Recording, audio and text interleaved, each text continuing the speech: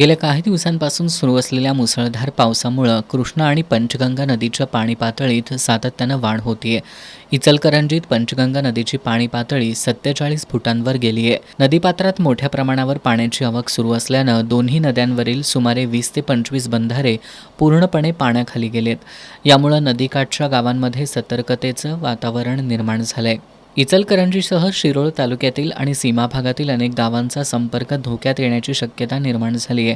पावसाचा जोर असाच कायम राहिला तर महाराष्ट्र आणि कर्नाटकला जोडणाऱ्या महत्त्वाच्या रस्त्यांवरील पूल पाण्याखाली जाण्याची शक्यता आहे. दरम्यान संभाव्य आपत्तीचा सामना करण्यासाठी जिल्हा प्रशासन, पोलीस यंत्रणा आणि आपत्ती व्यवस्थापन पथकं पूर्णपणे सज्ज आहेत. नदीकाठच्या गावांमध्ये सतत पाहणी केली जात असून परिस्थितीवर बारकाईनं लक्ष ठेवलं जाते.